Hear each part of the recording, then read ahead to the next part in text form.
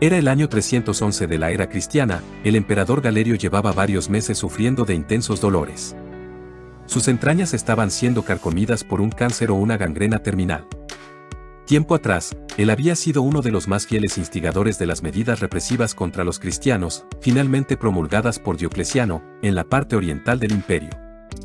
El cristianismo estaba ganando adeptos y debilitando por consiguiente la preponderancia de los cultos romanos ancestrales. Galerio era un apasionado conservador en cuanto a las tradiciones religiosas romanas y se oponía a todo movimiento religioso que pusiera en aprietos el status quo. De él se cuenta que con motivo de un viaje que realizó a Egipto, tuvo una confrontación con un grupo de maniqueos seguidores de Maní.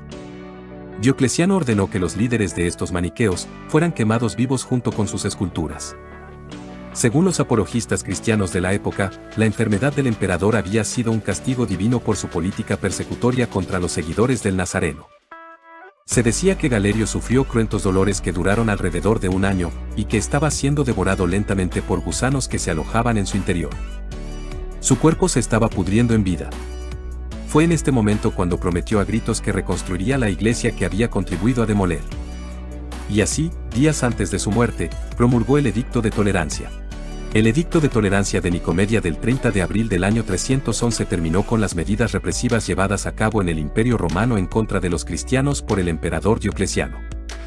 Fuera de las razones que exponen los autores cristianos, también había motivos políticos y sociales.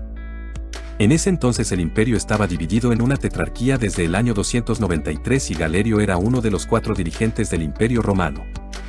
En un inicio, Galerio obtuvo el cargo de César, que estaba subordinado al de Augusto ocupado por Diocleciano.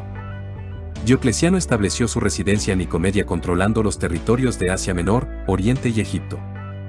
Su César Galerio se estableció en Sirmio, hasta su traslado a Tesalónica en torno al 300, y mantenía el control de las provincias danubianas y Grecia. Pero posteriormente ascendió al cargo de Augusto, que equivalía al de emperador oriental. En la parte bajo su mando, Galerio quería lograr para su sucesor en Oriente mejores condiciones iniciales frente a Occidente. La situación de los cristianos era una fuente permanente de conflictos y eso era una amenaza para la estabilidad de la parte oriental del imperio. Esta estaba teniendo conflictos con la parte occidental del mismo. El propósito de Galerio era cambiar la situación. Además, como mismo se explica en el edicto, la política adoptada contra los cristianos no había dado el resultado esperado. Dado el número y poder creciente de los mismos, se hacía más plausible cambiar la política.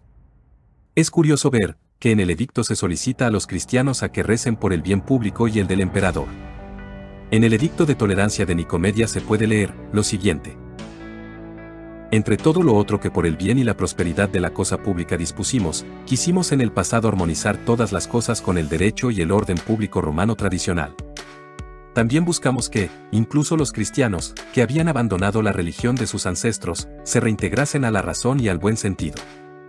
En efecto, por algún motivo, la voluntad de los cristianos fue por su propia obra plagada de tal manera y fueron presa de tal tamaña estupidez, que abandonaron las instituciones ancestrales que quizás sus mismos antepasados habían instituido.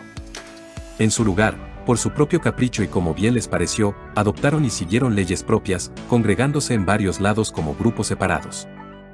Así, cuando con tal finalidad pusimos en vigor nuestras leyes para que se conformasen a las instituciones tradicionales, muchos se sometieron por el miedo, otros fueron incluso abatidos. Aún así, muchos perseveraron en su propósito y constatamos que no observaban la reverencia a los dioses de la religión de vida, ni tampoco aquella del Dios de los cristianos. Habida cuenta de nuestra gran clemencia e inveterada costumbre de indulgencia que ejercitamos frente a todos los hombres, creemos que debemos extenderla también a este caso. De tal modo pueden nuevamente los cristianos reconstituirse así como sus lugares de culto, siempre que no hagan nada en contra del orden público. Por medio de otra carta indicaremos a los magistrados cómo deben conducirse. En razón de esta, nuestra benevolencia, deberán orar por nuestra salud y la del imperio, para que el imperio pueda continuar incólume y para que puedan vivir en seguridad en sus hogares. Este edicto se dicta en Nicomedia a un día de las calendas de mayo en nuestro 8º consulado y en el 2º de Máximo Lactancio. Fin de la cita. La consecuencia inmediata de este edicto es el cese de la penalización del cristianismo, obteniendo así el estatuto de religión permitida en la parte oriental. Entonces este viene a ser el primer reconocimiento legal del cristianismo. Posteriormente, se suspenderá la tetrarquía y el mando del imperio quedará bajo un solo emperador, el cual será Constantino I. En el año 313, con el edicto de Constantino, se estableció totalmente la libertad de culto, colocando al cristianismo en paridad con las otras religiones del imperio. Todo sobre historia y cultura universal. Lo invito a suscribirse y a compartir los vídeos. Muchas gracias.